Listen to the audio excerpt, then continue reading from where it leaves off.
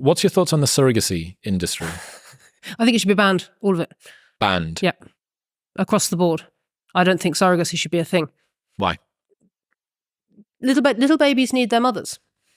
And mothers are not a woman is not a factory. Gestation is not a process of manufacturing to produce a product which can then be handed over willy-nilly to another carer. Pregnancy doesn't just create a baby. Pregnancy creates a mother. Pregnancy rewires your brain. It transforms you through a series of you get sort of hormone bathed for 9 months over the course of that. Your body changes, your breasts change, everything about you changes it completely reorients you towards ready to receive baby. and to receive baby and to prioritize the care of baby. So in a sense you're this is not just true across the human species, it's true across countless animal species. You're primed for attachment and you're primed for attunement to your child. Of course, this is not to say that adoptive parents don't do a brilliant job, and there are countless adoptive parents who do wonderful jobs and care wonderfully for their adopted children. However, everybody accepts that a motherless child is off to a weaker start than a child born into a loving home with their mother and father, and there's a reason for that, and it's because the attunement that basic biological level of attunement and attachment that's primed through the process of pregnancy is essential from birth onwards to laying the absolute foundations of what it means to be an integrated person, and to say, and I think it's just profoundly morally wrong to say we should create a new life with the express intention of severing that bond at birth because somebody, just for the sake of adult desires. I think that's profoundly inverting the duty of care that we owe to dependent infants. We should be prioritizing their needs, not ours. Did you see the episode I did with Dr. Anna Machin about Life of Dad and about how, so this, I'll send it to you. It's so good. So she looked at the role of fathers kind of throughout all of a child's upbringing to they leave the home, and talked about how I think that one of her pregnancies was particularly difficult, and then she and the child had been taken away after the birth, which was successful, and she was okay. And the dad was just left in there. No one even came up to him. And he just thought that, like, mum could be dead, child could be dead. And no one ever spoke to him about it. All of the pre-child classes, I don't know what they're called, all of them are focused on mum. Mum's the one that's going to give birth. It's her body that goes through the stress, etc., etc. But she said fathers can deal with like post-child depression. What's it called? Postpartum. Thank you. Postpartum depression. Dads can get that.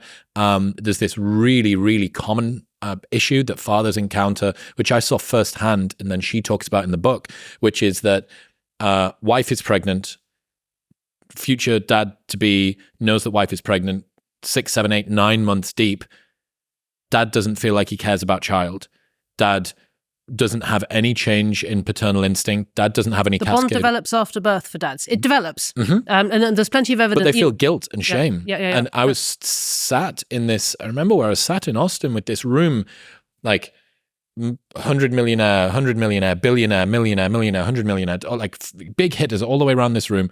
And it was one of these, guys, if anyone's got anything that they want a bit of advice on, we've got a room of people that are pretty capable in here and you can say what you want. This dude was like, wife's 8 months pregnant, don't think I'm going to love the kid. What do I do? And dude sat across from him was like, give it 6 months after the birth, everything will change. But that fear and the guilt and the shame, and can I tell my partner, does this mean I don't love my partner? Does this mean I'm going to be a terrible father? All of these things, like that one insight from that episode, I haven't had so many tags and messages from guys in a really long time. Because I thought I was broken. I thought I was defective, or I am going through this right now. My wife is X months pregnant, or the child is 3 months old. I'm like, I just feel nothing for this kid. And it just takes longer for men. Okay, so now bringing it back to surrogacy. So now imagine that instead of it being the dad who takes that long to develop the bond with the child, now it's both parents. because neither parent has been through the biological priming process of pregnancy. Wow. Now imagine. I can't prove that this is going to impact on the life of a newborn baby, but I would bet you any money that it will. Yeah. And I think it's just profoundly wrong to take that immediate love of motherhood away to intentionally deprive a child of that in the name of adult desire. I just think that's profoundly morally wrong, and we shouldn't be allowing it. I think I saw a video. I was told about a video of one of the Kardashians. Yes, one of the Kardashians who was very open about this, and she procured a child by surrogacy. Procured. Yeah, it's human trafficking, Chris. It's human trafficking. Just using your own genetics. Yeah, it's human trafficking using sometimes your own genetics. So she procured a baby via surrogacy and was very open about the fact that she really struggled to bond with the baby.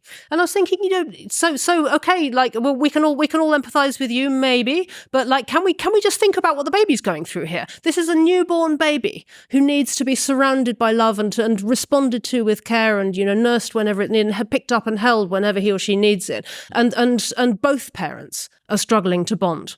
And both parents are feeling nothing, and both parents... There's enough nannies around to, just pick it up, give it to the nanny will continue to pick it up. Yeah, and inside reading that, I just wept for the baby, who was still not being centred in the story. Yes. Even as Kardashian was talking about about her emotional journey, even then the child was not being centred in the story. Yeah. And I just think it's profoundly upside down. We owe a duty of care to the most dependent of all, and the most vulnerable of all, which is our babies. And every time we prioritise our own desires over those of our babies, we're failing in that duty of care.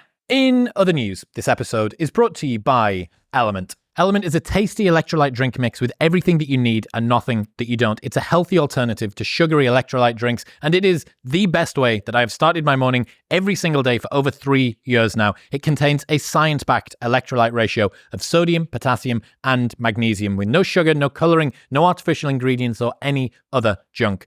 Your adenosine system that caffeine acts on isn't active for the first 90 minutes of the day, but your adrenal system is, and salt acts on your adrenal system. So if you want to be more awake, want to regulate your appetite, curb cravings, and have better brain health, this is the way to start your day. Head to drinklmnt.com/modernwisdom to get a free sample pack of all 8 flavors with your first box. Plus, there is a no BS, no questions asked refund policy, so you can buy it 100% risk-free. That's drinklmnt.com/modern wisdom. Thank you very much for tuning in. If you enjoyed that clip with Mary, you will love the full-length podcast, which you can watch right here. Go on. Tap it.